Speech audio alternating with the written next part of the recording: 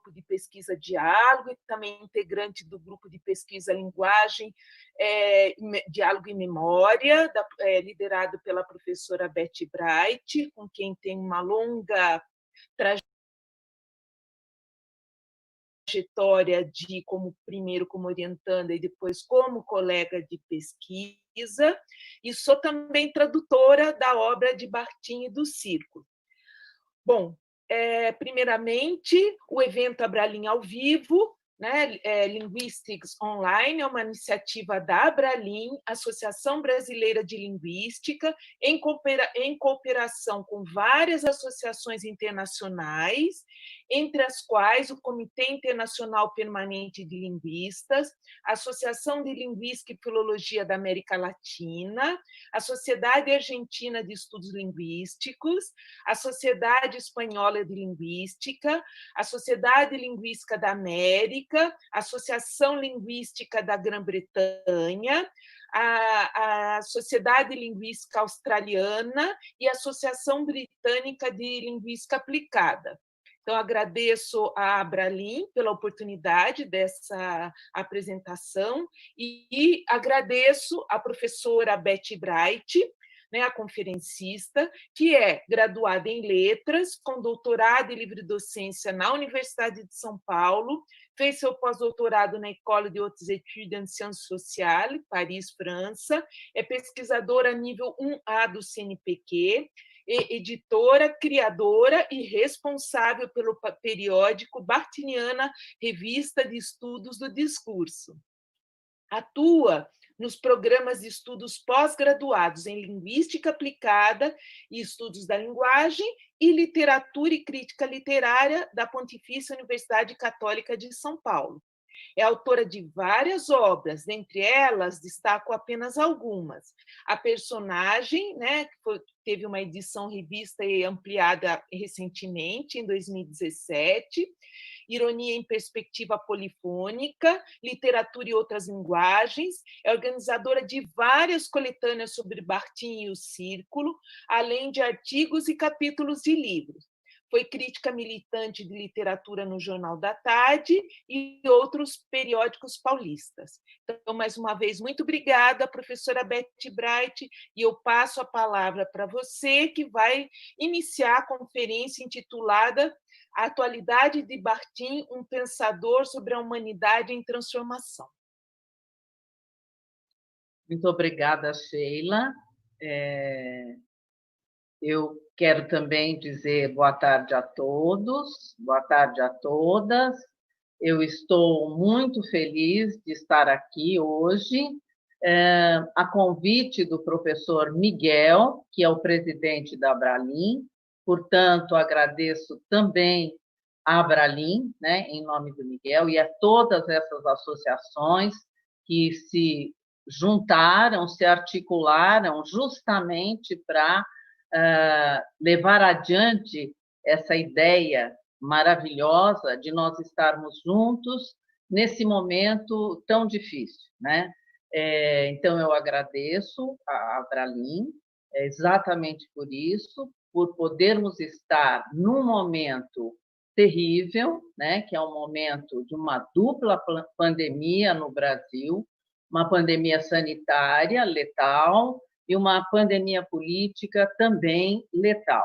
Então, eu agradeço mesmo, Miguel, esse convite maravilhoso e agradeço a Abralin e todas as associações.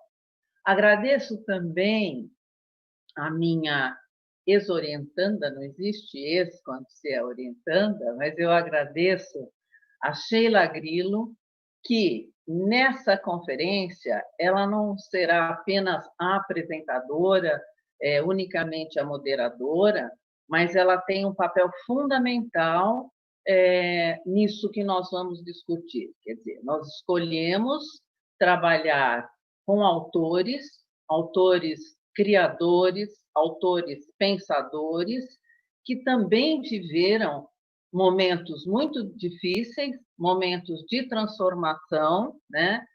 E que souberam, a partir dessas dificuldades, tais como as que nós vivemos hoje, construir obras que têm como centro o diálogo, mas não apenas o diálogo face a face, o diálogo entre eu e outro, um diálogo constitutivo, o diálogo entre culturas, o diálogo entre sociedades, o diálogo entre discursos, e que é um elemento constitutivo desse pensamento, desculpe, mas que justamente em determinados momentos, como os que eles viveram e o que nós também já vivemos e estamos vivendo novamente, né?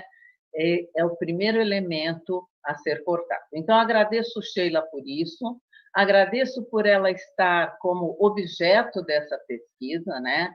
Ela é a nossa tradutora, ela acabou de anunciar isso, ela é a tradutora de Bartim e o Círculo no Brasil, de muitas obras, e nós vamos falar disso também.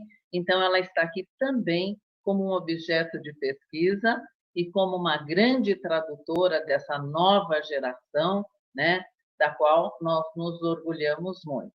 Então, para desenvolver esse tema pensado por mim e pela Sheila, né, nós pensamos realmente em dueto, realmente em conjunto, eu escolhi fazer uma delimitação, né, da seguinte maneira: nós vamos tentar trabalhar, pensar essas questões todas a partir da recepção de Bartim e o Círculo no Brasil, né?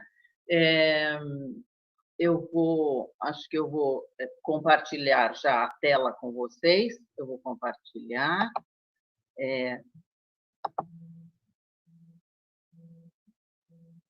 Compartilhei.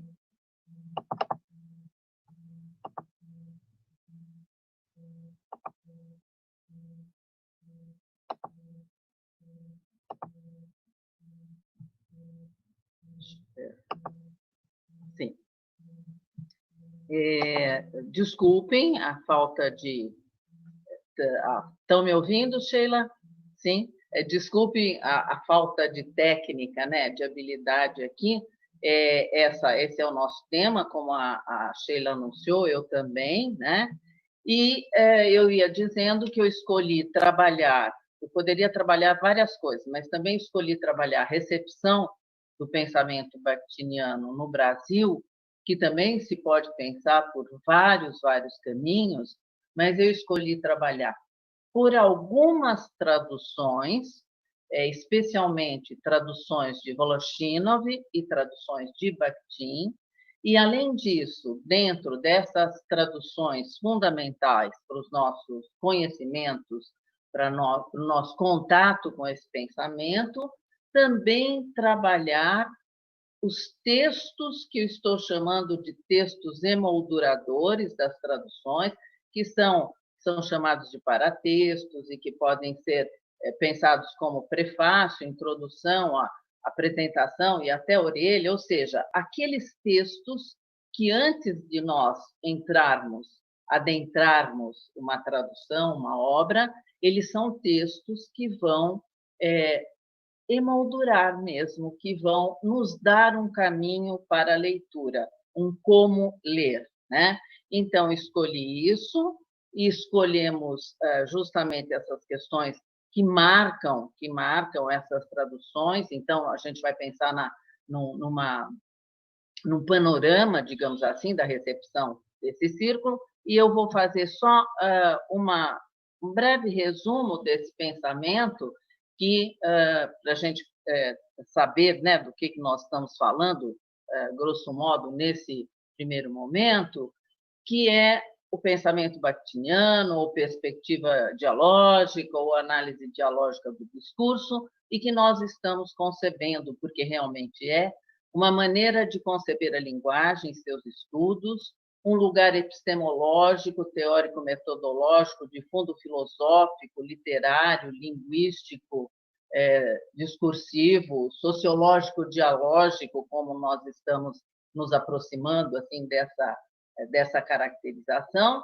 e, além disso tudo, como um compromisso ético e estético com a alteridade constitutiva dos sujeitos e das linguagens, né? Isso que nos dá, isso que caracteriza a força desse pensamento.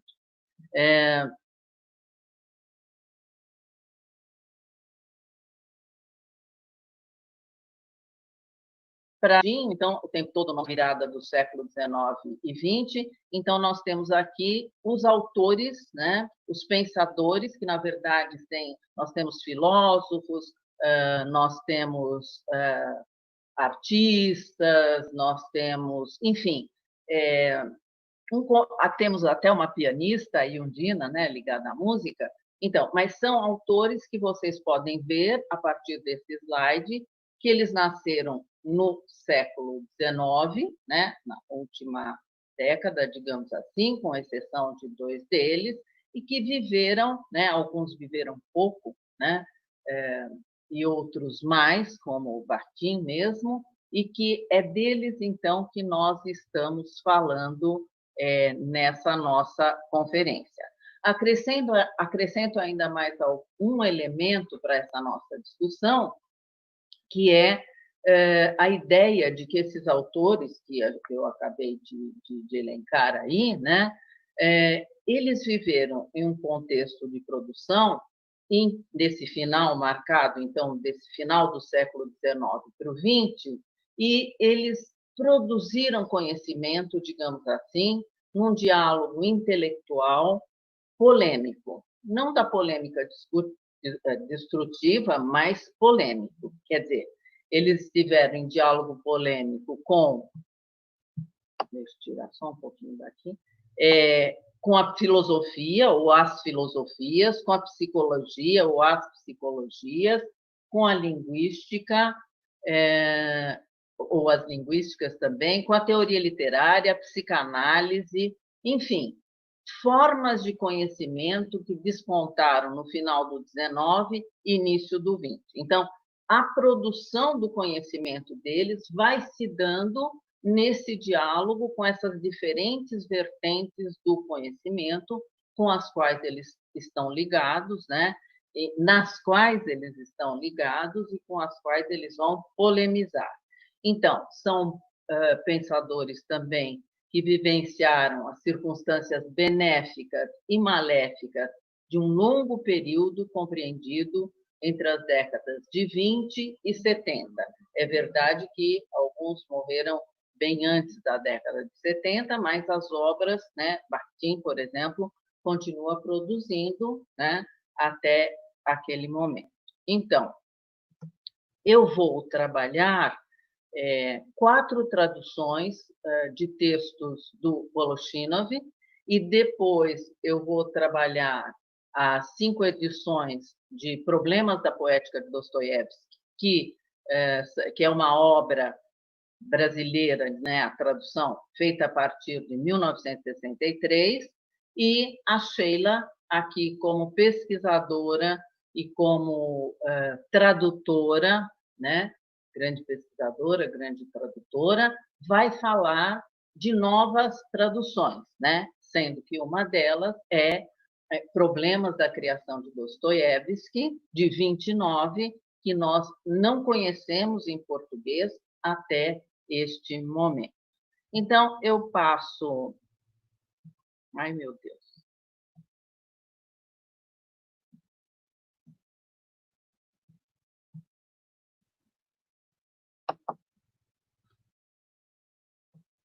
Bom, então eu passo a primeira tradução, né, brasileira. O primeiro momento que nós, especialmente nós, os linguistas, tivemos contato com esse grupo. Então, em 1979, nós tivemos a nossa primeira tradução de Marxismo e Filosofia da Linguagem. Foi uma tradução feita do francês, né? Não é uma tradução feita a partir do russo, mas do francês, que era naquele momento, né, a nossa relação com a cultura francesa, especialmente a nossa dos linguistas, era bastante forte, né? Então essa é a primeira tradução que nós temos e que chega num momento, então ela chega em 1979. É um momento, se nós fôssemos discutir um pouquinho da política, do que estava acontecendo, é um momento em que nós estávamos vivendo também uma situação bastante difícil. E quando eu digo uma situação bastante difícil, eu estou pensando em questões políticas, econômicas, que vão ressoar fortemente que ressoaram fortemente na nossa docência, nas nossas pesquisas, nas nossas publicações e fortemente na nossa vida também. Então, era um momento em que essa característica do diálogo, né, constitutiva de relações dialógicas, era um momento em que nós estávamos bastante distantes dessa possibilidade, né? Nós estávamos silenciados, nós estávamos com medo, nós estávamos perdendo pessoas, e do ponto de vista da linguagem, nós estávamos, de fato, muito mais envolvidos nos estruturalismos, em várias formas de estruturalismo, nos formalismos, contra os quais nós não temos nada, absolutamente nada, né? Nos formamos nessas tendências fundamentais também, mas quando esse livro nos chega em português, né? Algumas pessoas já conheciam em outras línguas, mesmo no francês, como se eram leitores do russo, mas nós conhecemos em 79. Então, quando esse livro nos chega, é impressionante, porque é como se fosse e foi a volta do sujeito aos estudos da linguagem. De repente, nós tínhamos um livro que falava não só da linguagem, mas da nossa vida, ao discutir interação, ao discutir signo ideológico, ao falar das formas, das relações, justamente das interações, o que seria uma interação, do social, do cultural, da diversidade. Então, foi um texto que realmente nos marcou, iniciou a nossa perspectiva dos linguistas, né, perspectiva dialógica no Brasil, e que nos falou de uma maneira não só acadêmica, científica, mas nos falou do ponto de vista da vida também. Então, quando eu olho esse livro, essa tradução, toda a minha geração e a maioria dos meus orientandos, dos estudiosos de letras e linguística, então, quando nós olhamos essa tradução, nós olhamos com um grande carinho, né? Ela foi realmente marcante.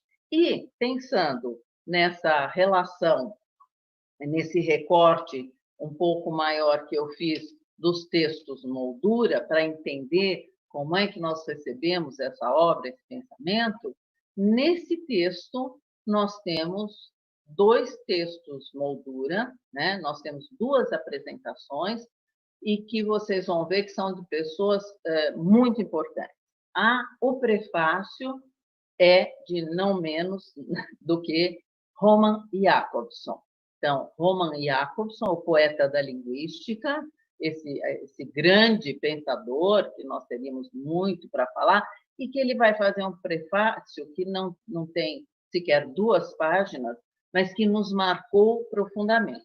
Então, primeiro, pela assinatura, vou sempre pensar nessa assinatura. Então, o fato de ser Jakobson já foi para nós uma garantia de que essa era uma tradução importante, tradução de uma obra importante. Mas também nós vamos dever ao Jakobson, né, eu diria, um prefácio que carrega e que carregou, né, é um prefácio que é uma tradução da obra francesa, da mesma obra de 77, que a nossa tradução brasileira vem, então, dessa obra, em que ele vai fazer algumas afirmações categóricas que vão marcar a nossa recepção brasileira. Então, peço licença, leio um trechinho importante desse prefácio. Logo no prefácio, ele diz assim: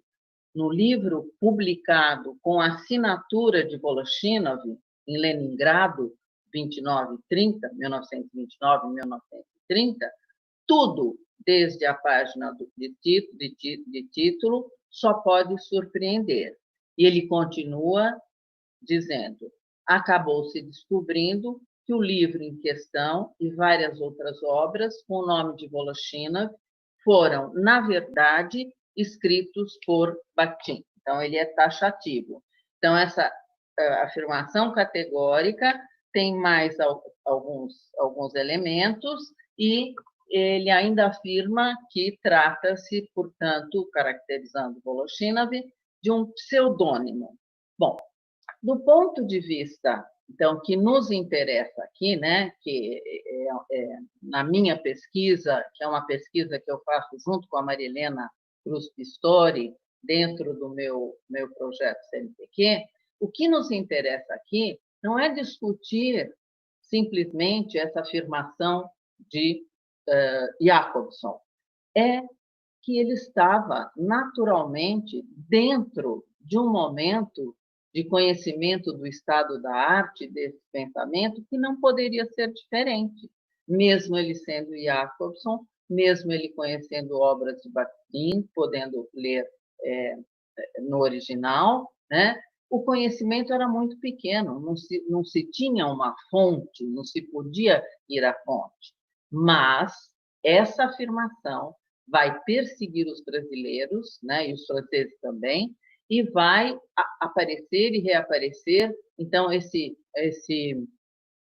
nosso Voloshinov, que vocês veem aqui na capa, que a autoria é Mikhail Bakhtin, entre parênteses, Voloshinov. E esse entre parênteses foi sempre muito esquecido, demorou para se começar a pensar nele, e no Brasil, até hoje, algumas pessoas ainda não se lembram de que existe aí um nome entre parênteses. Bom, também tem uma introdução da Marina Jagello, que era, naquele momento, uma professora de Paris 10, já tinha escrito livros, aí ela vai fazer uma apresentação mais prolongada, mas também ela, embora mostre que existia um pequeno círculo, ela traz outras informações, mas ela vai dizer que tanto Voloshinov quanto Medvedev são pessoas que forneceram seus nomes para que Bakhtin pudesse publicar naquele momento. Então, mesmo reconhecendo, ou porque nós reconhecemos a importância histórica dessa tradução, nós temos que entender também que muitas pessoas, antes de ler a obra, leram esse prefácio e essa apresentação e continuaram pensando em Voloshinov dessa maneira.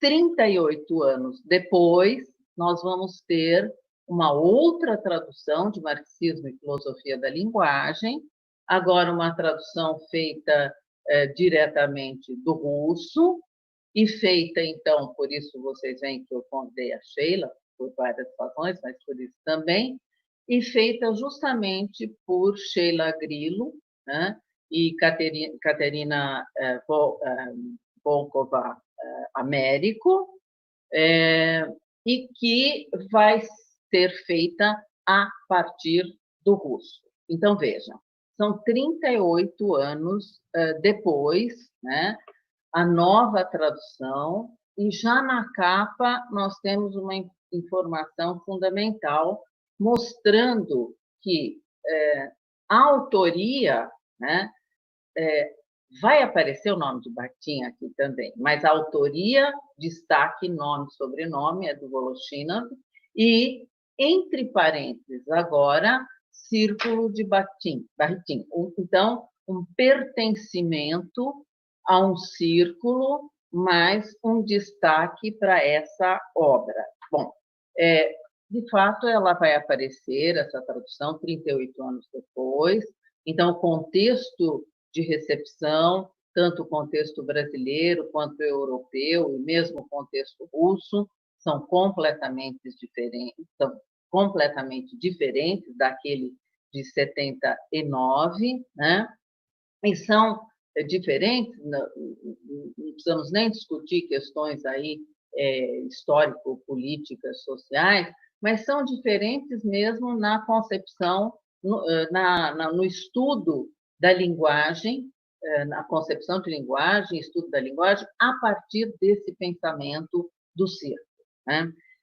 38 anos foram suficientes para que outras traduções aparecessem, para que esses pensadores participassem das universidades, dos programas, teses, dissertações, enfim, um outro panorama. E aí nós vamos ver uma outra diferença fundamental em relação à primeira, né? E se a primeira tradução do Voloshine, nós precisamos do apoio de estrangeiros, de pesquisadores, de linguistas reconhecidos, né? Linguistas também que trabalhavam com a literatura, né? Agora nós vamos ver que os textos moldura, eles foram feitos, eles foram escritos, eles foram assinados por pesquisadoras brasileiras. Nós descobrimos, eu ia dizer pesquisadores brasileiros, mas só existem aí, ainda tem mais essa, né? Só existem aí pesquisadoras. Então, dentre o que existe, a quarta capa, a orelha, etc., a gente tem que destacar o ensaio introdutório, né, que é feito pela Sheila Grillo. Então, essa tradução foi feita a partir de pesquisas. Sheila foi até a Rússia, entrou em contato com a edição russa, a de 29, a de 30, ela vai fazer a partir daí, e entrou em contato também com documentos. Então, o que nós temos? Nós temos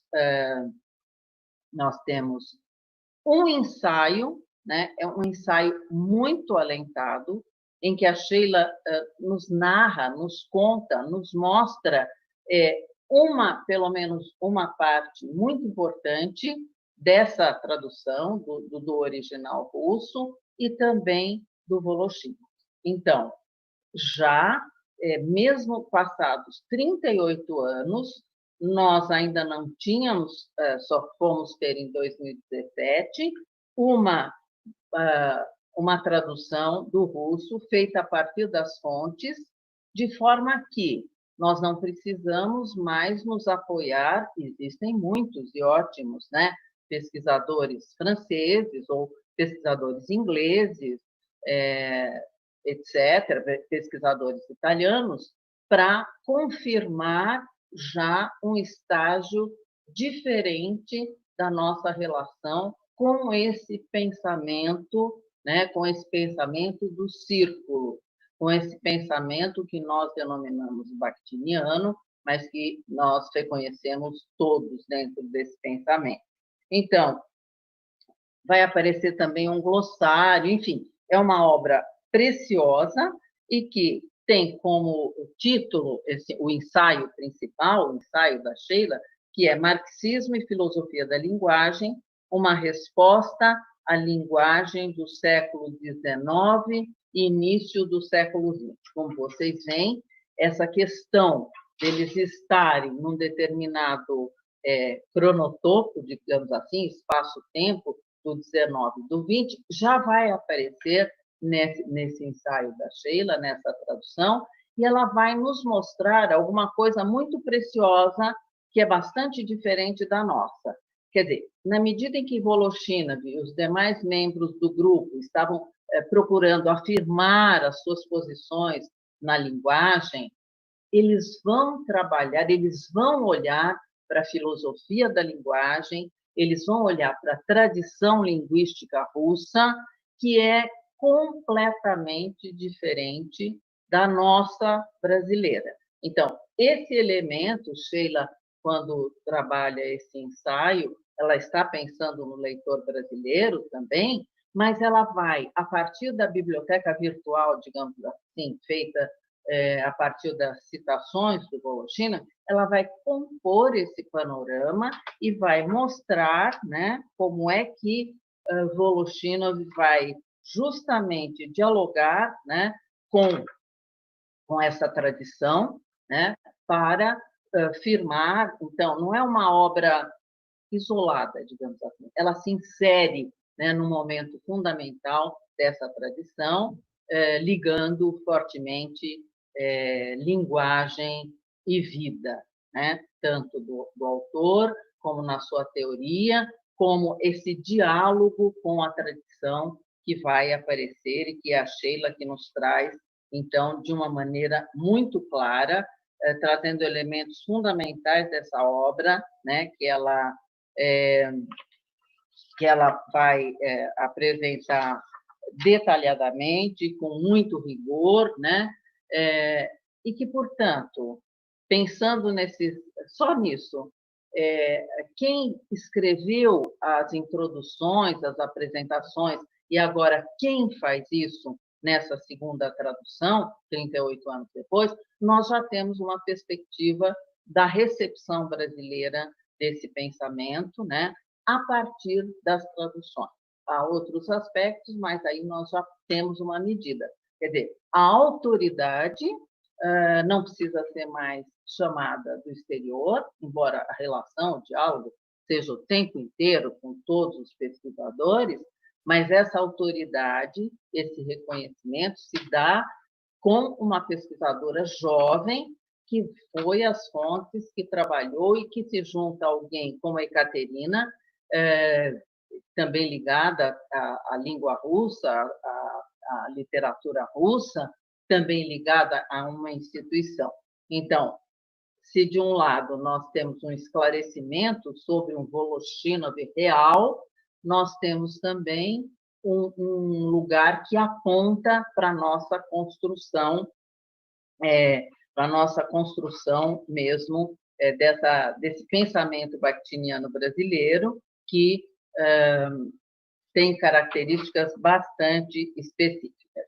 Então, passo para outro livro, que foi traduzido também, agora uma coletânea, né, chamada A Construção da Enunciação e Outros Ensaios, que é uma coletânea que foi organizada pelo bakhtiniano, pelo estudioso da linguagem, também muito conhecido nosso, e conhecido na educação e na linguística, que é o João Vanderlei Geraldi, e que é uma tradução que, embora não tenha sido feita a partir do russo, né, ela foi feita a partir do italiano e do inglês, então há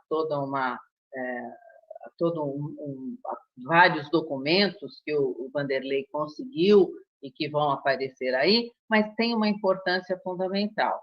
Então, é uma tradução de 2013, é uma tradução que reúne importantes ensaios e que, para nós, amplia o público, digamos assim, os leitores, porque nós tínhamos esses ensaios, basicamente, ensaios do Voloshínov, que nós conhecíamos sempre só por outras traduções. Então, nós tínhamos francês, algumas no francês, algumas no inglês, algumas muito boas no espanhol, mas nós tínhamos só isso. Então, essa coletânea, em 2013, ela é muito importante, né? Ela vai ampliar, ela vai ajudar o estudo do Voloshínov também, né? Além das outras duas traduções.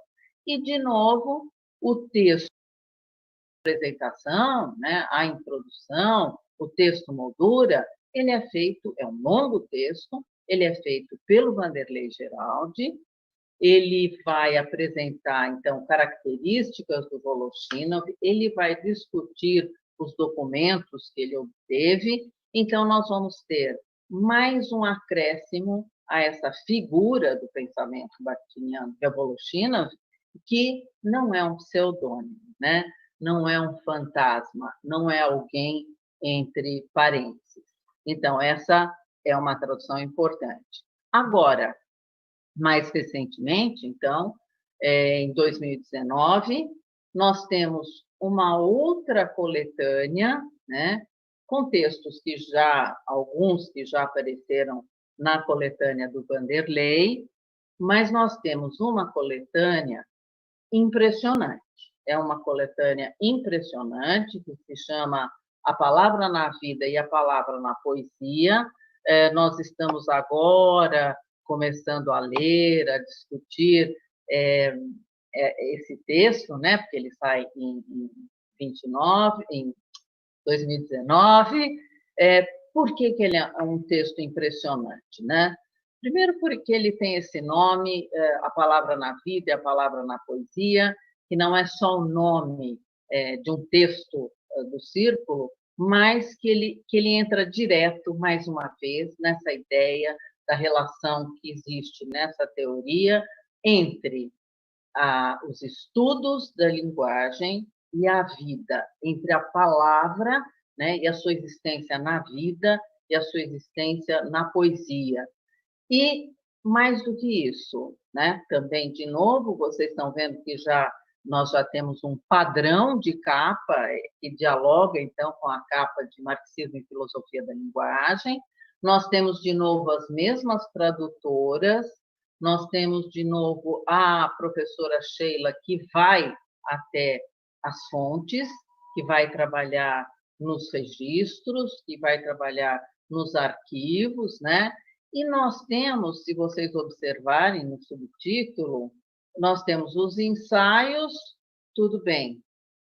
Tudo bem, não. Alguns a gente conhecia, outros não. Os artigos, mas nós temos resenhas e poemas. Então, essa é uma obra que traz para a gente um Voloshinov que faz poesia, que trabalha com poemas, que faz resenhas sobre a música, que conhece música. Então, que naquele momento, né, pelos documentos de trabalho, Sheila vai trazer isso para a gente, e isso é surpreendente. Então, essa é uma obra que nós, de novo, estamos impactados, conhecíamos algumas coisas, mas não conhecíamos como Sheila trouxe nesse momento.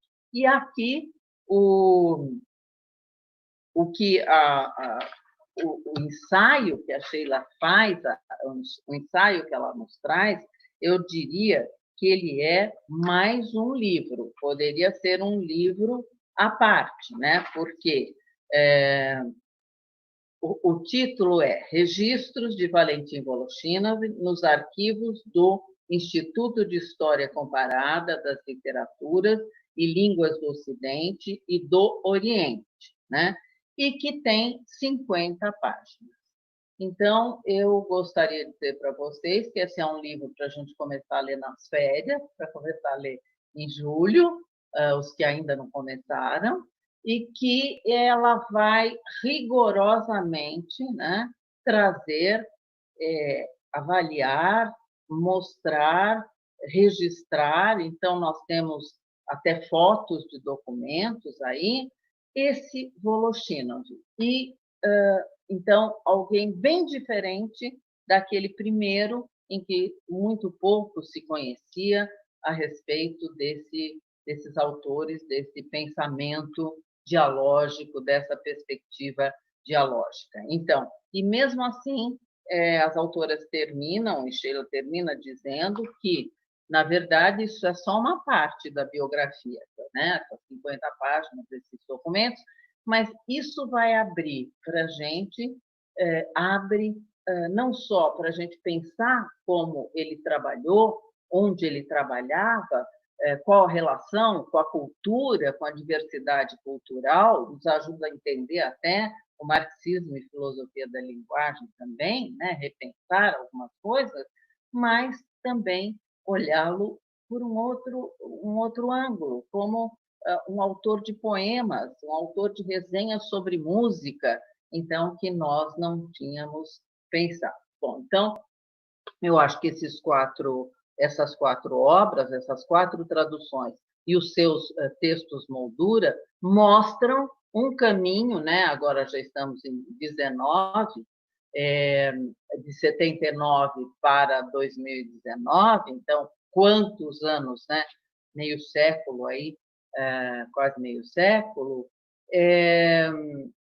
da construção e das particularidades do pensamento bakhtiniano no Brasil. Então, mostrei um pouquinho do que nós chegamos só com as traduções, só com esses textos para Voloshinov. Eu vou passar agora, então, a tradução agora de Problemas da Poética do Dostoiévski, que, como eu disse, são 5 edições, mas algumas são reimpressões, e é muito importante também, porque depois que eu falar dessas 5, nós vamos ver que Sheila entra com uma novidade absoluta, que é a tradução de Problemas da Criação de Dostoiévski, aí sim, de 1929. O que nós conhecemos que é Problemas da Criação, antes tinha se pensado em Problemas da Obra, mas agora é assim que Sheila vai trabalhar isso. Então, essas 5 traduções que nós conhecemos, embora algumas vezes a gente coloque, algumas pessoas colocam como sendo de 29, na verdade, não. São traduções que foram feitas a partir da segunda edição, uma segunda edição modificada, que é a edição de 1963.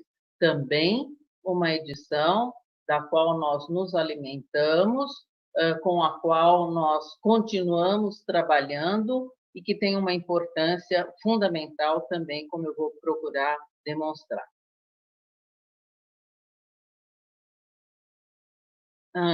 Então, essas traduções foram feitas todas, né? Essa tradução, e eu falo traduções porque as diferentes edições vão trazendo coisas novas mesmo, né? Elas foram feitas por Paulo Bezerra. Então, agora, se a Sheila é a nova geração, agora eu falo com meu colega Paulo Bezerra, de uma geração anterior. Então, essa tradução, a primeira tradução, ela acontece em 1981, então, feita por Paulo Bezerra, que é pesquisador, né?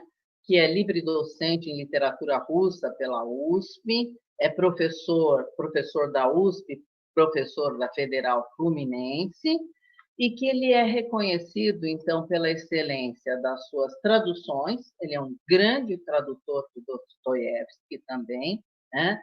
E que, juntamente com Boris Schneiderman, inicia, digamos assim, ou nós vamos dever a existência de Dostoiévski em língua portuguesa, por um lado, e de Bakhtin também em língua portuguesa, nessa obra Problemas da Poética de Dostoiévski. Então, esse grande pesquisador, né, vamos pensar nessa primeira edição. Então, essa primeira edição, Problemas da Poética de Dostoiévski, Bakhtin, ela chega 2 anos depois da tradução de Marxismo e Filosofia da Linguagem. Se Marxismo e Filosofia da Linguagem tinha essa divisão um pouco até um determinado momento, se marxismo era para os linguistas, né? Dostoiévski era para os estudos literários, não para os estudos linguísticos. Então, essa divisão existiu em determinado momento, não como nós vamos ver pelas palavras de Paulo Bezerra, mas porque havia essa distinção. Linguista só faz linguística, estudos linguísticos, e os literatos só literatura, não havia essa intersecção. Então, nessa primeira edição, também recebida com maior entusiasmo, né, por nós linguistas também, ela tem como texto moldura uma orelha, né? Digamos que, do ponto de vista do gênero, a orelha, ela não é exatamente um gênero, né? Como um prefácio, como um ensaio, ela é uma orelha. A gente tem a impressão de que foi uma obrigação imposta ao tradutor, ou às vezes nem aparece o nome do tradutor, nesse caso sim, mas pela própria editora. Mas nós vamos ver que não. esta orelha, assinada por Paulo Bezerra, e que vai, então, aparecer em todas as outras edições, né? Ela é uma orelha que, em primeiro lugar, ela vai nos mostrar que não se trata, essa obra de Bakhtin, não se trata de uma obra de teoria literária. Então, essa orelha primorosa já nos alerta para isso. Quer dizer, ela é muito mais do que isso. Então, ela atinge um público muito maior do que aquele interessado, digamos, unicamente em teoria literária. E ele vai dizer por quê. Ele vai dizer que é uma obra que, na verdade, é um livro de teses. Tese a respeito do romance polifônico, então, uma tese. Tese da dialogia, né, para que nós entendêssemos o que é dialogia, da carnavalização da literatura, dos gêneros literários e da sua transformação na obra de Dostoiévski. E, além de dizer isso, que é fundamental, ele vai mostrar uma outra coisa que até hoje nós temos dificuldade de mostrar, né? E que essa orelha mostra, que, na verdade, essas teses não foram criadas por Bakhtin, então, a ideia da carnavalização, da dialogia, do gênero dialógico, não foram criadas por Bakhtin simplesmente para dar como exemplo Dostoiévski. Muito pelo contrário, ele vai mostrar que essas teses se interligam e que elas são fundamentais na obra de Dostoiévski. Quer dizer, esse autor, né, que vai falar do homem em transformação, que tem essa força da humanidade nessa obra, então ele vai mostrar que essas teses vêm de Dostoiévski, né? E Bakhtin é o cientista, é o autor que vai olhar essas teses, e muito bem, e vai falar sobre elas. Então, por que isso é importante, que a gente deve relembrar? Primeiro, as pessoas que leem Problemas da Poética de Dostoiévski, mas que nunca leram Dostoiévski, não conseguem entender, justamente porque não se trata de alguma coisa que separa literatura de teoria, a vida dessa literatura. Então, isso está nessa orelha e, a meu ver, mostra, então, uma maturidade já da reflexão brasileira sobre problemas da poética de Dostoiévski, que eu diria que a gente tem mesmo, repito, dificuldade, às vezes, de aparecer. Que as pessoas acreditam, carnavalização é um conceito, uma categoria que dá para é igual carnaval, dá para aplicar em várias coisas, que gênero polifônico é também alguma coisa assim, enfim. Na verdade, ele vai mostrar que são teses, e que essas teses vêm de Dostoiévski, né? Elas não surgiram num dia que Bakhtin levanta e diz: hoje falarei da carnavalização. Vou teorizar polifonia. Não.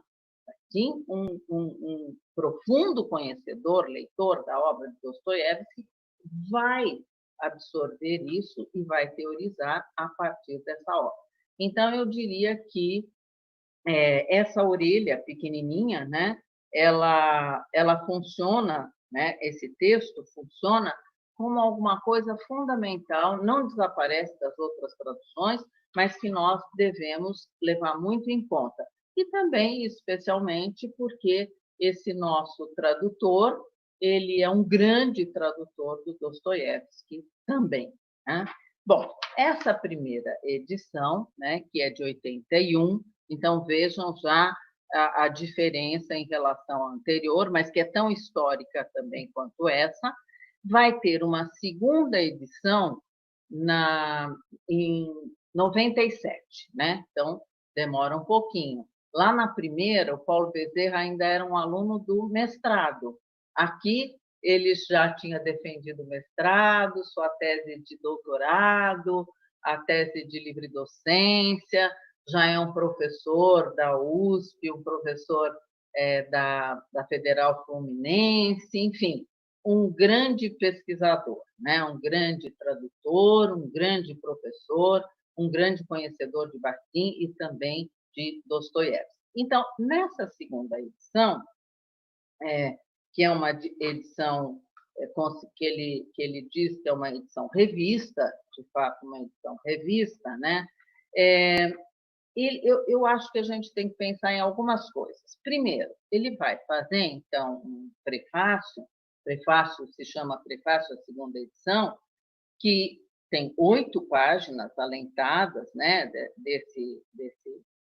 dessa reflexão sobre Bakhtin, sobre Dostoiévski, em que ele fala uma coisa que também me toca muito e que é muito importante nesses textos moldura, ou seja, ele vai dizer que ele vai fazer a revisão não simplesmente, ele não diz isso, né? Ele vai dizer que ele corrige algumas imprecisões, mas vejam, não é somente uma imprecisão, trocar um léxico, uma palavra por outra, não.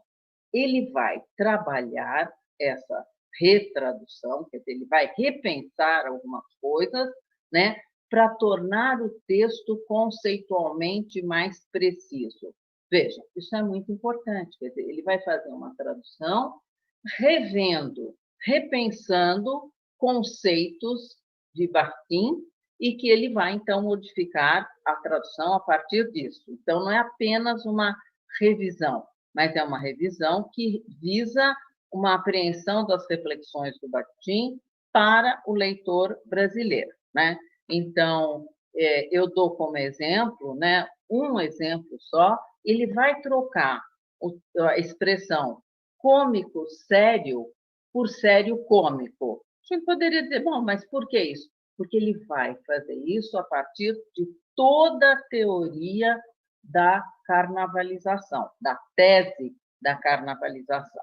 Então, essas mudanças que ele vai operar e que ele explica aqui, tem a ver com a própria teoria bakhtiniana. Então, mais um elemento para nós pensarmos essa recepção pela tradução. Ele também vai explicar que agora, nesse momento, 97, é um momento completamente diferente do anterior, em que a obra de Bakhtin já estava conhecida, reconhecida, já entre várias coisas, né, nas universidades, teses, artigos, e até um colóquio em 1995, que foi o colóquio 100 anos de Bakhtin, que aconteceu aqui no Brasil, na Maria Antônia, né?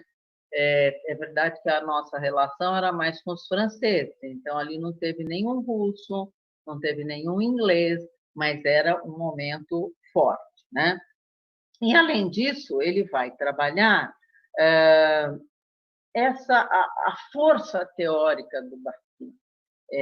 Por que essa obra, né, ela permanece? Por essa força teórica e destaca um elemento que ele vai destacar depois e que nós continuamos refletindo sobre isso, que é a hipótese bakhtiniana de que as personagens de Dostoiévski revelam uma notória independência interior em relação ao autor na estrutura do romance. Então, essa ideia, né, do autor criador, das personagens, da autonomia das personagens, isso vai ser discutido, profundamente discutido, e isso nos interessa, então, até hoje. Quer dizer, na verdade, ele vai mostrar que existe essa independência, mas o autor também participa do diálogo, mas é, ao mesmo tempo, o seu organizador. Então, eu acho que essa segunda edição, né, é uma edição fundamental, é outro momento, mostra a nossa reflexão, o que nós estávamos fazendo com o pensamento bakhtiniano, né?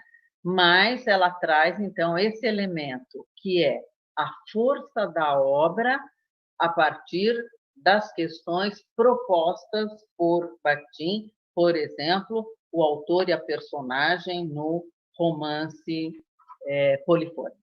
A terceira edição embora ela tenha essa capa completamente diferente, né? Ela tem também, como sempre, as mudanças que o Paulo Bezerra vai fazendo no seu próprio texto. Ele volta sempre à edição a qual ele usou, que é a edição russa, né? De 1963, que ele usa de 62, mas ela não vai ter nenhum outro texto moldura. Ao contrário da quarta edição, né, que, de novo, nós temos tradução, notas, e um outro prefácio do Paulo Bezerra, né, que vai mostrar uma obra à prova do seu tempo. Então, essa nossa ideia de que os textos do Bakhtin eles têm uma presença, uma força, especialmente quando eles estão ligados a autores como Dostoiévski, ou mesmo Rabelais, né, e outros autores, o Shakespeare, a Sheila vai falar disso, né?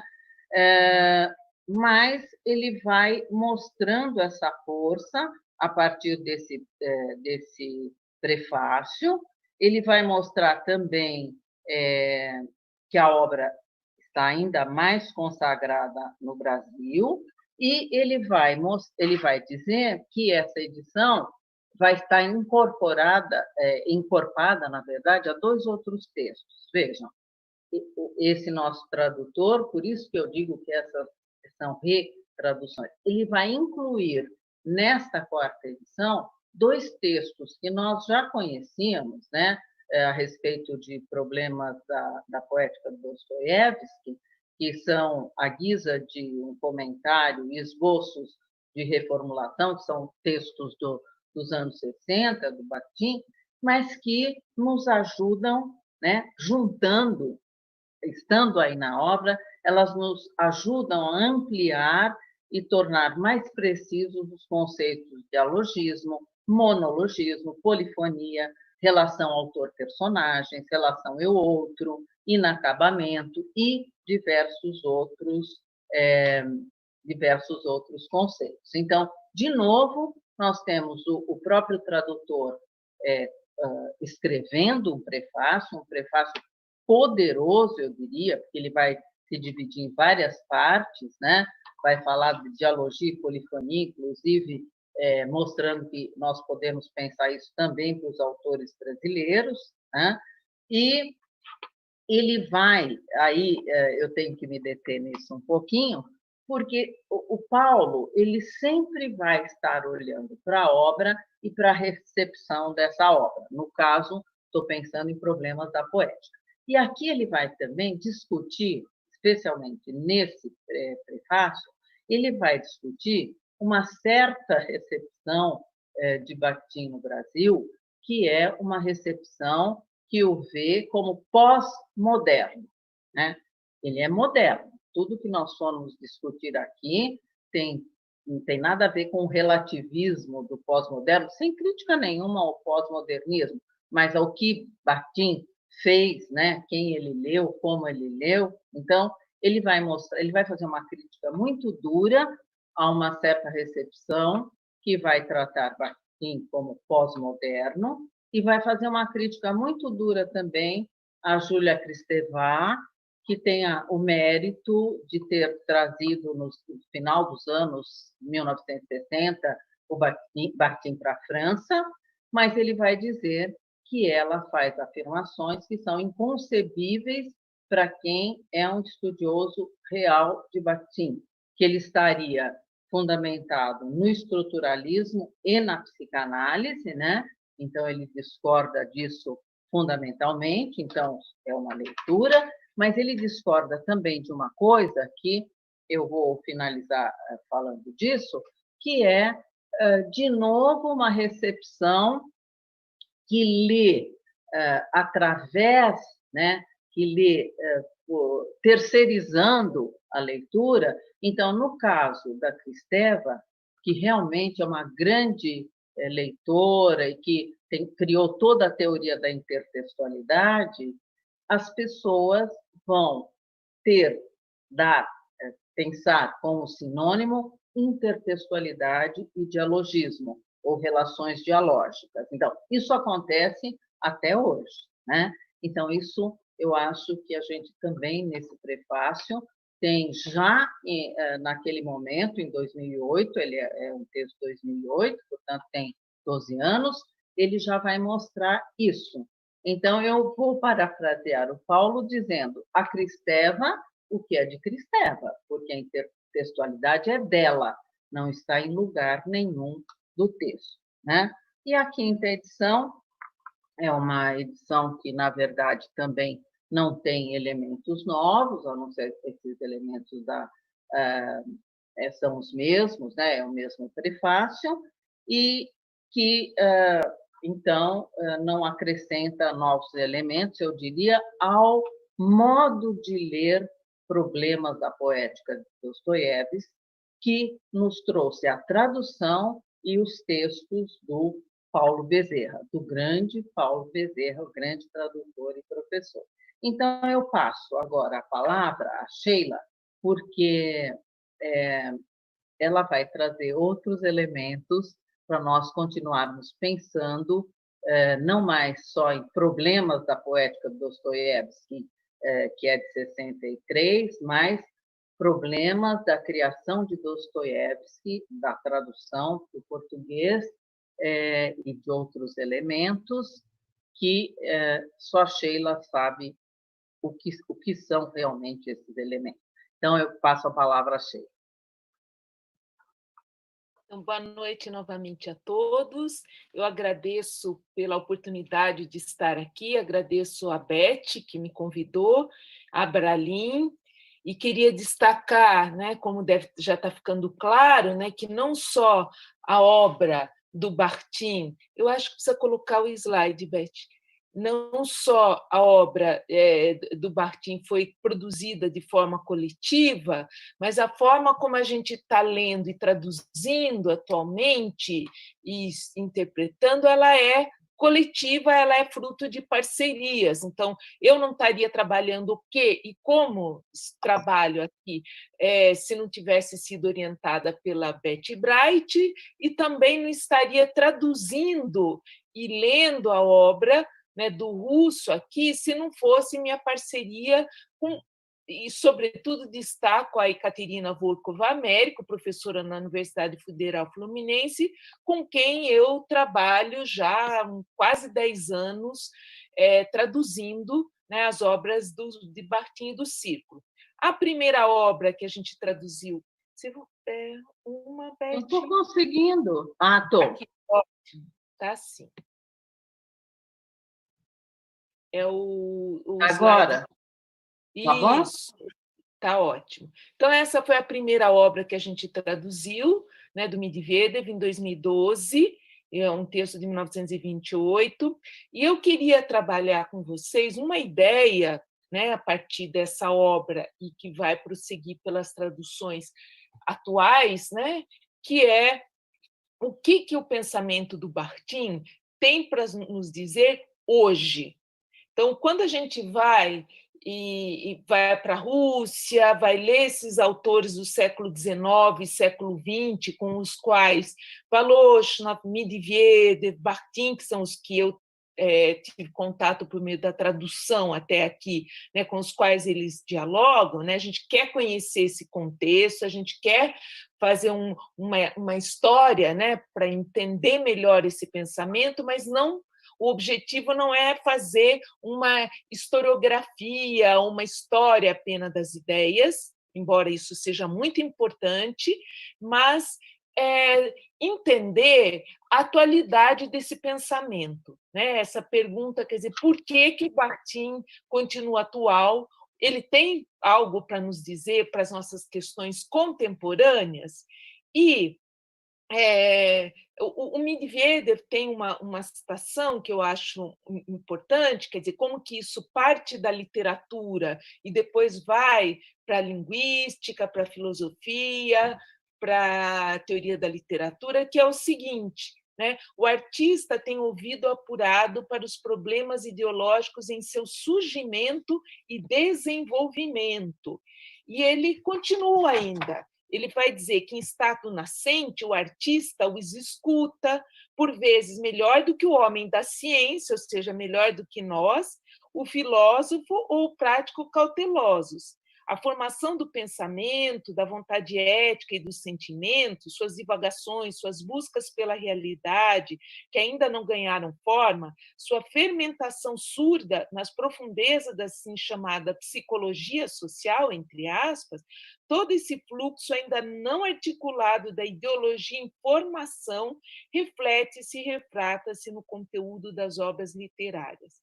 Então, essa ideia, quer dizer, do Medvedev, né, quer dizer, que o artista ele pressente a mudança, ele pressente, né, as ideologias em formação, né, ela é fundamental para a gente pensar o nosso momento, porque, como a professora Beth começou falando, a gente vive um momento muito difícil, mas é um momento difícil marcado por profundas mudanças na compreensão que a gente tem do ser humano, da sociedade, do nosso mundo, da nossa relação com a natureza.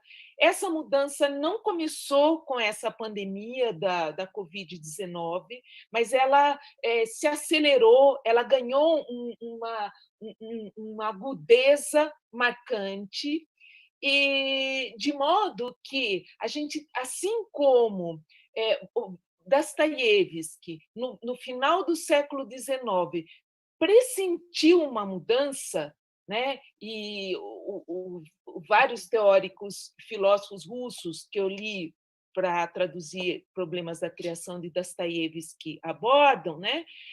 Ele pressentiu aquela mudança naquele momento, né? E um teórico como Mikhail Bakhtin formula uma teoria para analisar, explicar, descrever essa mudança.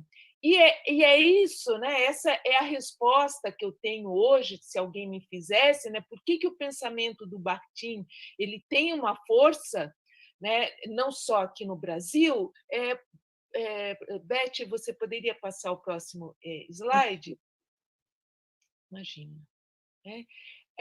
Porque ele pressente, então, essa mudança radical na visão sobre o homem e o mundo, e foi o Bakhtin, né, a meu ver, né, que soube melhor descobrir e descrever essa inovação artística que materializou a guinada filosófica por meio de suas análises estilísticas e metalinguísticas.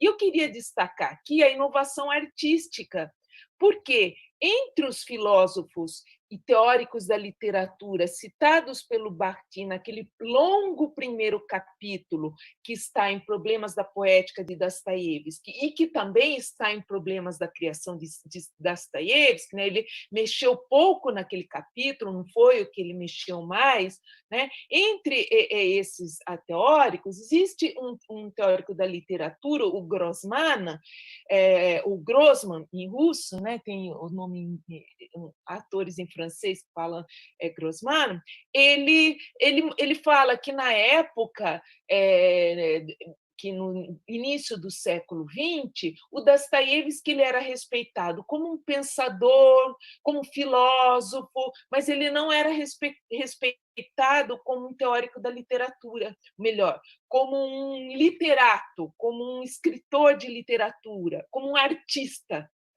E o Bakhtin, a tarefa do Bakhtin, se vocês observarem os Problemas da Poética de Dostoiévski, existe uma insistência do Bakhtin em dizer que ele vai mostrar a inovação artística de Dostoiévski. Isso na apresentação, no decorrer.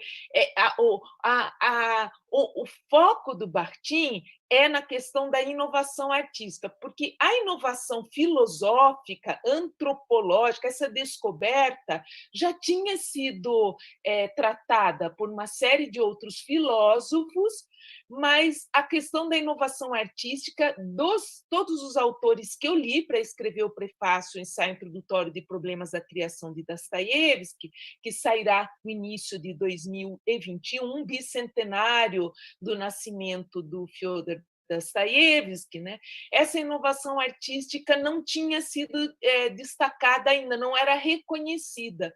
E é Bakhtin que vai, por meio das suas análises, nos anos em 29, que ele chama de estilísticas, e na década de 60, que ele vai mudar e dizer que elas são metalinguísticas, né, é ele que vai mostrar esse foco. E para nós, né, nós somos aqui a minha formação é na linguística, a minha atuação é toda na linguística, né? E o que é esse diferencial do Bakhtin, quando a gente lê esses outros autores, é justamente o foco na linguagem.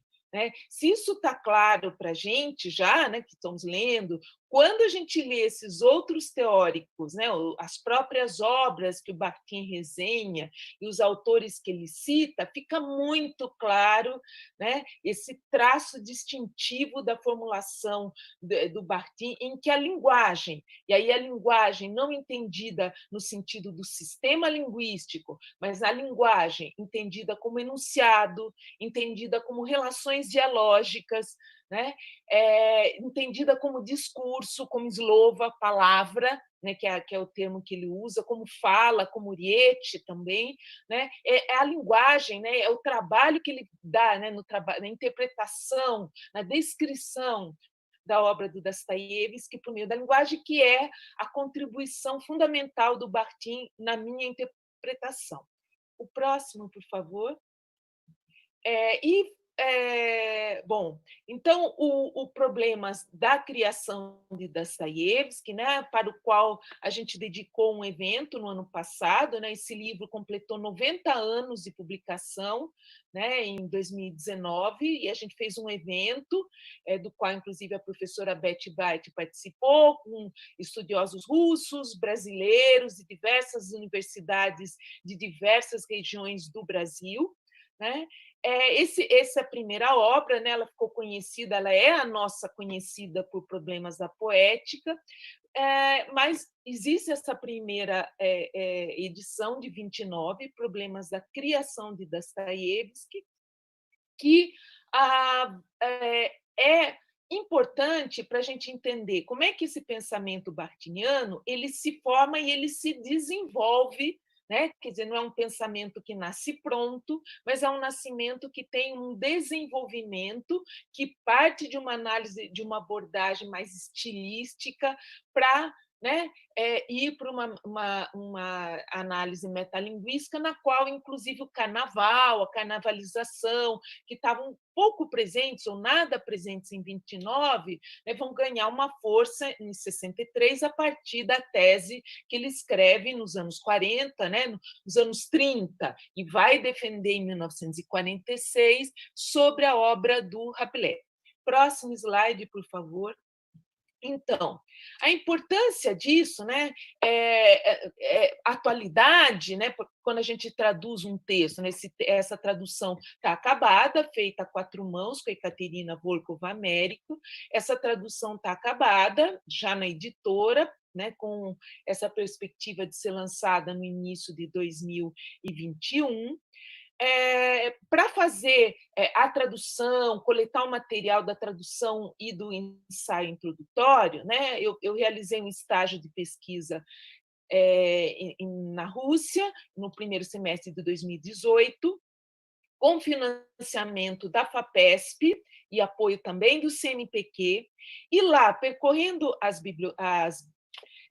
livrarias de Moscou, eu descobri que, além das obras reunidas do Bakhtin, né, que estão esgotadas, inclusive, pelo menos até a última vez que eu estive na Rússia, em 2018, elas estavam esgotadas, né, essa coleção de capinha preta que me acompanha aqui ao lado, né, eu descubro que as obras estão sendo reeditadas, inclusive Problemas da Poética, né? Vocês estão vendo aí essa capa, porque talvez alguns de vocês leiam russo e consigam identificar que aí está escrito Поэтика Достоевского, né? Que é o tomo segundo, é o segundo volume dessa coleção, mas quando a gente abre essa obra, ali dentro tem problemas da criação de Dostoiévski na primeira parte, e no segundo momento, problemas da poética de Dostoiévski. E essa edição em particular ela foi muito importante para mim, porque ela tem um prefácio, né, de uma pesquisadora russa, Natalia Banetskaya, em que ela chamou um conjunto de autores que, para mim, até então eram desconhecidos, que são filósofos russos, que foram, inclusive, exilados no início dos anos 20, porque eles eram idealistas, eles eram antirrevolucionários, eles foram exilados, a maioria deles foi para a França, e que eles têm obras, todos eles têm obras sobre Dostoiévski que estão no subtexto da teoria do Bakhtin. E quando a gente as lê, né, quem me deu essa pista primeira foi a Natália Banetska, e eu fui atrás desses autores e ler para escrever um ensaio, eu percebo, né, o que, né, já tinha sido dito sobre a inovação, né, do Dostoiévski, na sua inovação, na visão sobre um novo homem, um homem que não é mais um homem do iluminismo, não é um homem racional, mas ele é um homem irracional, ele é um homem inacabado, ele é um homem contraditório, ele é um homem com uma vida interior, né, nos limites ou no limite, como o Dostoiévski e o Bakhtin sempre enfatizam, né? E quem vai fazer essa descoberta, né, desse homem, dessa transformação radical nesse homem, né, quem vai pressentir isso primeiro é Dostoiévski. Né? Depois, Nietzsche vai teorizar sobre esse homem, vem Freud logo na sequência, não é à toa, né? Dostoiévski, Nietzsche, Freud, nessa virada do século XIX para o século XX, em que a gente tem uma mudança na visão do que é o homem. Esse homem não é mais esse homem racional, né? Mas é esse homem irracional, contraditório, inacabado. Né? E para entender e analisar esse homem, eu preciso de uma outra teoria. Né? A dialética já não dá conta mais entender esse homem, eu preciso dialogar com ele. E aí que a gente vai entender, ou pelo menos para mim, né, foi ficar mais clara a importância do diálogo e das relações dialógicas para não só entender a obra do Dostoiévski, do Rabelais, etc., mas para entender o homem. Próximo slide, por favor. Então, não sai essa obra, né, essa edição 2017. Nesse mesmo ano, sai ainda uma segunda edição com os dois textos. Né? Essa edição ela é pós-faciada por Sergei Batirov, que atualmente é falecido, mas faleceu em 2018, se eu não estou enganada, mas em 2017 ele está pós-faciado por ele. E aqui também, embora quem leia russo consiga identificar que na capa só está escrito aqui Проблемы поэтики Достоевского, ou Problemas da Poética de Dostoiévski, mas quando a gente abre essa edição, a gente tem não só o Problemas da Poética, o texto de 63, mas o texto de 29, Problemas da Criação. Portanto, atualmente, o que a gente vê? Pelas reedições que estão acontecendo, quer dizer, tem as obras reunidas, agora a gente tem novas reedições, a gente tem não só essa presença dessas reedições, das duas reedições, quer dizer, o público russo está lendo não só Problemas da Poética, mas está lendo em parceria Problemas da Criação de Dostoiévski. E penso eu que o Brasil, que é um país, que é o país, até onde eu sei, fora da Rússia, em que o pensamento de Bakhtin e do Ciclo tem uma presença mais forte no mundo, né, posso estar equivocada, mas dos países que eu conheço, eu acho que é o Brasil, eu acho que a gente não pode ficar de fora dessa leitura, quer dizer, a gente tem que poder também ler, ter acesso a esse texto de 29 e ao texto de 63, que é como os pesquisadores russos contemporâneos estão trabalhando com a obra de Bakhtin. Próximo slide, por favor. Então, como eu tinha falado, quer dizer, a minha leitura atual, né, e que eu procurei imprimir no ensaio introdutório do Problemas da Criação de Dostoiévski, sobre a qual eu falei também no nosso colóquio em novembro de 2019 na Universidade de São Paulo, né? As análises bakhtinianas, né, do romance polifônico, né, elas estão atentas então para esses aspectos inconclusos, inacabados, sempre em processo de transformação, singulares, plurais do homem e da sociedade. Né? E um aspecto que eu também aprendi fazendo esse ensaio, né? Inclusive que o Bakhtin ele chama um teórico da literatura russo importantíssimo, que é o Ivanov, né? E que ele vai falar que o romance do Dostoiévski é o romance tragédia, e o Bakhtin e o Pumpiansky vão escrever não é um romance tragédia, né? Ele é um romance polifônico. O Bakhtin não é o primeiro que chama a obra de Dostoiévski de polifonia. Né? Há os autores que ele cita no primeiro, e ele não esconde isso, autores que ele cita entre eles o Grossman, né, que ele cita naquele primeiro capítulo de uma revisão bibliográfica, ele já tinha apontado que a polifonia em Dostoiévski, que ele não é o primeiro a falar sobre isso, porém é ele que vai mostrar como é que essa polifonia acontece na estilística do enunciado por meio das relações dialógicas, né, e da palavra bivocal. Então, esse conceito de polifonia bakhtiniana, né, é a proposta dele. Olha, a tragédia, e o Pumpiansky vai dizer isso, né, ela falava sobre um passado. Quer dizer, quando a tragédia grega produzida, né, ela fala sobre um passado da Grécia que o escritor está narrando. O que o Pumpiansky e o Bakhtin vão dizer é que a obra do Dostoiévski não fala do passado, ela prevê um futuro. Ela está vendo uma transformação e ela está olhando para o futuro. E para uma obra para um romance que traz essa inovação de olhar para o futuro, eu preciso de um nome diferente, né? De uma proposta diferente. E essa proposta é a polifonia.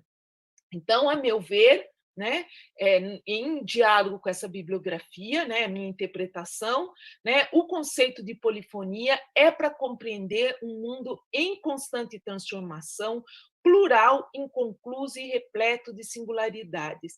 E é justamente por isso, né, se me fizesse essa pergunta, que eu acho que o pensamento do Bakhtin, de Dostoiévski e de Bakhtin tem uma atualidade, né? Tem uma força, tem uma potência, porque a gente está vivendo uma transformação radical no nosso modo de existir, de nos entender, de nos pensar, e o Bakhtin é o pensador da mudança.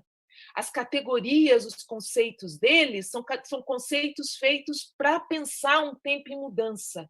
Então, essa força, né, se eu estiver certa, né, essa força dele ela vai continuar, ela vai nos ajudar a nos compreendermos neste momento de transformação radical pela qual a humanidade está passando. E, né, a gente vê pensadores brasileiros da psicanálise, por exemplo, recentemente eu tenho lido um texto de um psicanalista brasileiro, Jorge Forbes, em que ele fala que as relações contemporâneas elas não são relações mais verticais, que elas são relações horizontais, e que isso muda, né, essa relação pai-filho, aluno-professor, que antes eram relações verticais, verticais, hoje elas são horizontais, né? E como isso lembra, né, o que o Bakhtin está falando, e o Dostoiévski, lá no início do século XX, quer dizer, que o autor já não está mais acima dos personagens, mas que ele fala ao lado, né, como um interlocutor.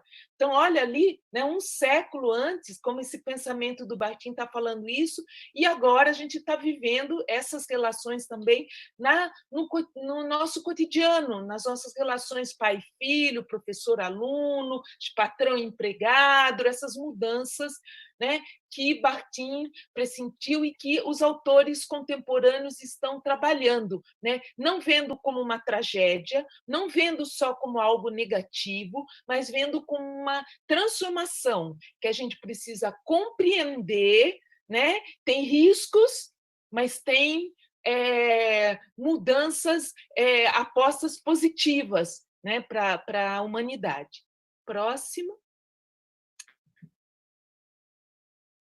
Bom, então eu queria encerrar só dando esse anúncio, né? O nosso trabalho atual é de tradução, também pela editora 34, né? De 2 textos do Bakhtin, um deles já bem conhecido nosso, que esse é o título em russo, né? A criação de François Rabelais e a cultura popular na Idade Média e no Renascimento, o texto de 1965, que está traduzido para o português do francês, e que agora a gente está traduzindo do russo, e um texto que a gente já está terminando de traduzir, é um texto curto do Bakhtin, de umas 12 páginas, que se chama Rabelais e Gogol, a arte da palavra e a cultura cômica popular, que é um fragmento da tese do Bakhtin, que foi defendida em 1946, que foi muito criticada pela Vishka, né, pela Comissão Superior de Avaliação da União Soviética, e que, para aprovar a tese dele, dar o título de doutor, pediu que ele alterasse, entre outras coisas, tirasse esse fragmento do Rabelais e Gogol, né, porque causou um escândalo, né, o fato de que ele ligou, né, o Gogol, né, o Nikolai Gogol, que é um grande escritor russo, a uma tradição que remontava a Rabelais, né, um escritor estrangeiro, francês, e ele foi obrigado, entre aspas, a tirar esse fragmento, e agora esse fragmento ele está no volume, né, no volume 6 das obras reunidas, né, a partir do qual a gente está fazendo essa tradução. E, novamente, né, esse Rabelais, né, e aí eu estou preparando, lendo a bibliografia, né, então começando a ler pela comentadora, pela organizadora russa da obra reunida de Bakhtin, a Irina Papova, né, no seu ensaio, nas suas notas de 2008, ela diz que o interesse principal de Bakhtin, ao escrever seu livro sobre Rabelais, era a filosofia da mudança e da crise, isto é, o carnaval de uma nova época, no qual uma mudança de geração, no qual ocorre uma mudança de geração, de religião, de culturas, né? E o Bakhtin ele queria investigar o que caracteriza o momento de crise e quais eram os mecanismos de sua resolução.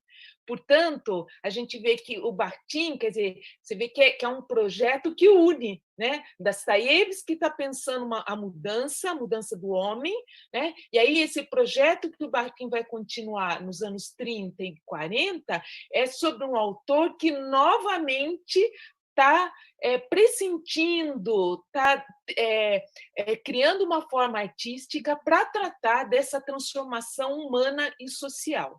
Novo slide, por favor. E aqui é um outro caminho, né, que a organizadora vai mostrar, que existe um caminho, né, que parte de Rabelais, né, nessa descoberta desse homem do Rabelais, que é um homem exterior, né, como parte do gênero popular nas coordenadas topográficas exteriores do mundo de Rabelais, que passa para o Shakespeare, né, que é citado pelo Bakhtin em muitos momentos, e também por Dostoiévski, né? Logo no início do romance dos irmãos Karamazov, ele cita explicitamente Shakespeare, né? Onde existe uma descoberta e justificação da vida individual no mundo exterior de Shakespeare, e em Dostoiévski essa descoberta, essa justificativa do homem interior, da alma, nas coordenadas intensivas da profundidade limítrofe do interior em Dostoiévski. Então, esse caminho, né, que os autores fazem, os teóricos, os artistas da palavra, né, e depois o Bakhtin com a sua teoria, primeiramente da polifonia e depois do carnaval, para entender a mudança, a transformação, a crise, que me parece que é tudo que a gente está vivendo nos dias atuais. Próximo.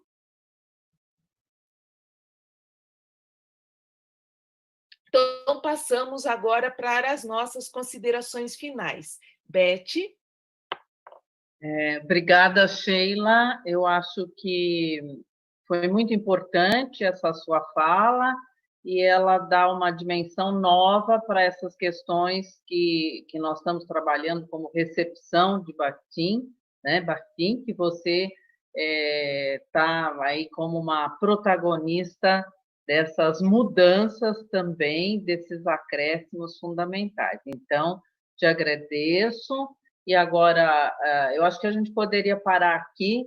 O que você falou, eu acho que juntando, eu falei, você vem com todos esses elementos novos, eu acho que isso terminaria. Mas nós pensamos em algumas frases finais, né? A recepção de Bakhtin e o Círculo no Brasil, como nós vimos, então, com as obras de Volostinov e Bakhtin, demonstra que esses pensadores russos criaram uma potente discursividade filosófica, linguística e artística, interligando fortemente vida e linguagem. Eu acho que Sheila acrescentou elementos a essa relação vida-linguagem, né? A força da linguagem, a questão da vida, a questão das mudanças, que foram sendo mostradas por ela. E eu não diria que a maior, mas talvez uma das lições vindas desses pensadores é de que o estudo da linguagem, por meio do encontro entre língua, literatura e cultura, filosofia geral, filosofia da linguagem, é um dos caminhos para o conhecimento do sujeito e da sua condição no mundo, e do mundo também, como Sheila mostrou, e que a gente vê naquele prefácio do Paulo Bezerra, ele dizendo da vitalidade, né, da obra bakhtiniana mesmo, né? E aqui também eu só quero fechar um pouquinho, dizendo que a hora que nós falamos que uma obra, Marxismo e Filosofia, era mais para os linguistas, e era assim que a gente recebeu, e Problemas da Poética mais para os literatos, eu acho que agora nós estamos num momento em que a gente percebe que esse estudo interliga a língua, a literatura, a cultura, a filosofia, né? E a questão do sujeito mesmo e a sua condição no mundo. Você quer ler as outras, Sheila? Não. Então, cada uma das obras e a maneira que nós vamos conhecendo, essas obras vão atestando assinaturas individuais, né?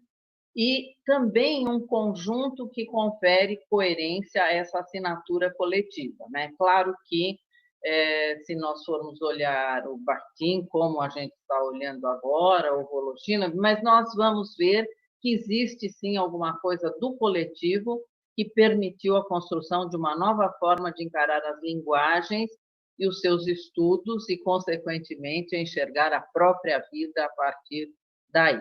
Então, Sheila já explicou muito bem, conceitos bakhtinianos como polifonia, relações dialógicas e carnaval foram elaborados para compreender o mundo e um homem em crise e em transformação. Então, Sheila e eu esperamos ter conseguido atingir o nosso objetivo, trabalhando essas questões e trazendo de novo para perto de nós essas obras que fortemente ligam vida, linguagem, homem e muito. Então, eu agradeço muito, mais uma vez, o Miguel e a nossa Associação Brasileira de Linguística por esse momento, meu e de Sheila, podendo ter um dueto, né, de gerações apaixonadas por esses escritores, criadores, cientistas, pensadores. Então, acho que nós terminamos. Você quer falar, Sheila, por favor? Eu só queria falar o seguinte, que agora são 6h40 e que o administrador aqui dessa transmissão disse que nós temos 10 minutos para eventuais perguntas, comentários, porque há uma transmissão às 19 horas. Então, nós temos 10 minutos para questões que vocês podem fazer aqui no chat. Eu estou aberta, eu estou com ele o chat aberto, a gente responde.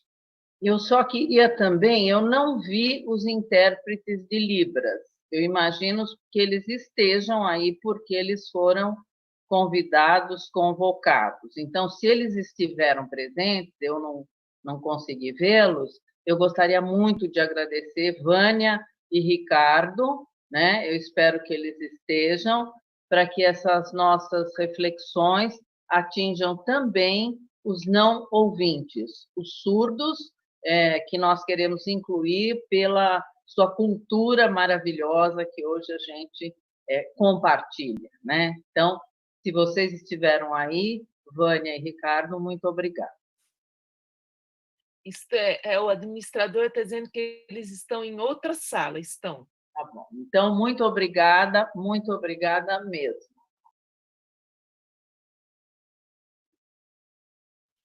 Deixa eu ver, nós temos aqui 8 minutinhos, são 7. Algum comentário, alguma questão no chat?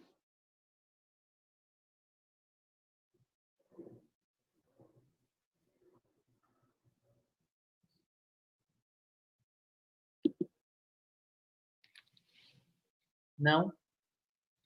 Não. Você quer comentar alguma coisa, Beth, que você tenha passado pela urgência do tempo? Tem algum aspecto que você se lembrou que ficou de fora? Não, eu acho que não, Sheila. Eu acho que, claro que se a gente fosse falar como a gente gosta, a gente aprofundaria cada um dos textos, os textos do Paulo Bezerra, os seus textos, porque para mim há uma continuidade, aí uma reflexão profunda que vem apresentando os pensadores do circo, mas há também, né, uma continuidade, um aprofundamento dele para ele mesmo, do Paulo e você.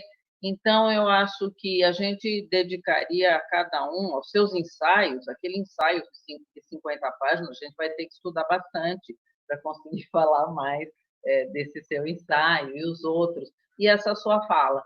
Então, eu acho que eu fiquei feliz de poder ter esse dueto com uma orientanda, né?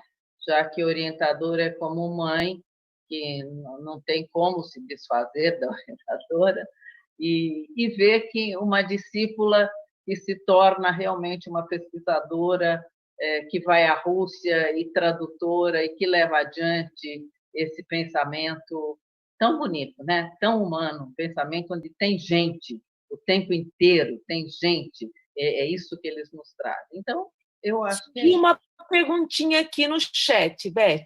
Pergunta, podemos afirmar que há 2 grupos de pesquisadores sobre a autoria de Bakhtin referentes aos textos disputados? De um lado, os pró-bakhtinianos, do outro, os anti-bakhtinianos, como Broncar. Pode responder, Sheila. Que há 2 grupos de pesquisadores sobre autoria. Olha, eu vou falar da minha experiência assim, na Rússia. Né? O que eu posso dizer é que assim, a gente tem na Rússia 2 posições né? Até hoje, porque essas questões que às vezes a gente é algo que eu sempre falo, né, quando nas apresentações, nas aulas, que às vezes a gente acha que as questões estão resolvidas e não estão. A questão da autoria não está resolvida e não está fechada. Quer dizer, na Rússia, atualmente, a gente tem um grupo que é hegemônico, até onde eu entendo, que defende que todas as obras são do Bakhtin. E há um outro grupo que começa a ganhar força, inclusive com uma recente biografia do Bakhtin, saída em 2018, 2017, se não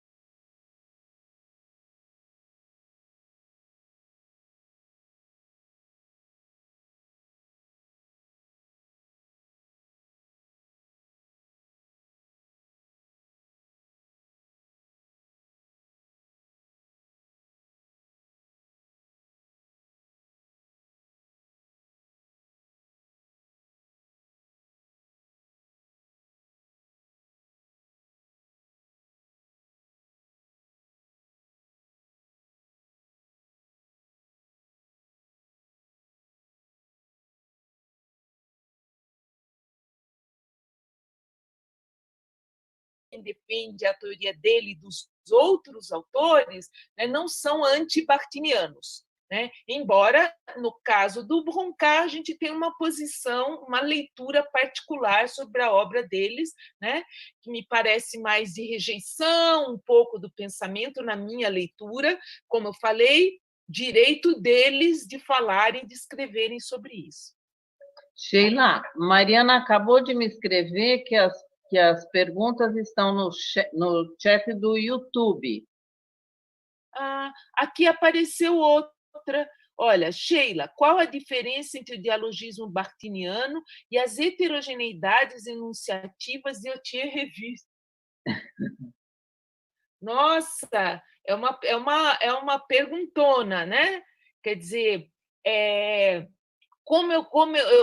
não sei se ficou claro na minha fala, quer dizer, as relações dialógicas do Bakhtin, elas foram criadas então para pensar nesse ser humano que é um ser humano contraditório, que é um ser humano instável, em transformação, que você só consegue abordar por meio de um diálogo e sobre o qual você não fala. Então, o dialogismo bakhtiniano tem esse caráter, né, desse eu, desse outro, né, que é também inconcluso, inacabado, é um diálogo que que vai para o Estado. No caso da Haute Revue, não é essa, não me parece que é essa a questão dela, porque o contexto é outro, né? Ela está num contexto acadêmico, né? Assim, pós-estruturalista, francês, né? Sob influência da análise do discurso, em que a questão da heterogeneidade, quer dizer assim, do outro, dessa presença do outro, né? Ela tem uma força, tanto que a heterogeneidade é esse outro, e é um sujeito que fala menos do que fala o sujeito bartiniano. Apesar dele ser inconcluso, inacabado, ali a gente tem um homem, um sujeito que tem intenção, que tem projeto de dizer, né? E as relações bartinianas levam em conta tudo isso. Né? E não me parece que seja essa a perspectiva de Jacqueline Haute-Revue. Posso complementar um pouquinho também, Sheila, essa questão? Eu também, essa é uma questão que já esteve posta, então, pela pergunta continua posta, que é justamente como pensar a proximidade ou distanciamento entre essas relações dialógicas, esse dialogismo e a heterogeneidade marcada, enfim. Eu também costumava dar isso na USP, então faz um pouco de tempo, né, nos meus cursos de pós-graduação, eu dava primeiro a Hautier, porque eu sou uma pessoa que frequentei os cursos da Hautier, sou uma leitora da Hautier, então, paralelamente ao Bakhtin. Eu acho que a resposta da Sheila é muito clara. Os lugares epistemológicos são diferentes. Quer dizer, essa heterogeneidade marcada, ela persegue assim um sujeito que é mais psicanalítico, por um lado, por outro você tem essas marcas assim, a marca da materialidade. Não é que isso não tenha no Bakhtin, muito pelo contrário, a gente tem que ter essa materialidade. Mas o lugar é diferente. Quer dizer, quando nós trabalhamos com as relações dialógicas, aquilo que está dentro do texto é que aponta para fora e que o fora ele é trazido para dentro. Então, essa coisa tão simples, esse fora que é trazido para dentro, que a Sheila explicou bastante, eu acho que diferem nas duas teorias. São duas teorias ótimas, da mesma maneira que eu falei, vamos dar a Kristeva o que é de Kristeva, da intertextualidade, né? Isso não é dialogismo, isso é uma outra coisa, que são lugares epistemológicos, teóricos. Mas eu me lembro do primeiro artigo da Jacqueline, um dos primeiros, quando ela compara manuais de linguística, textos, enfim, manuais que trabalhavam discurso direto, indireto livre. É um texto curto e que me emocionou, porque quem ela vai trazer para dar um passo adiante? Voloshino, né? Então, são duas teorias muito ricas que nos ajudam muito, mas que têm diferenças fundamentais, sim, e que eu gosto muito da Hautier. Beth, o administrador está dizendo que a gente precisa encerrar, porque eles têm uma outra transmissão agora às 19 horas. Gente, todos que estão aí, todos, todas, muito obrigada. Espero que tenha sido produtivo e prazeroso para vocês. Tanto quanto foi para nós. Sabendo que Isso, vocês estão aí, não estamos vendo, mas acreditamos que vocês estão aí, e para nós foi uma experiência muito boa. Tá? Então, até logo. Obrigada. Tchau, tchau, gente.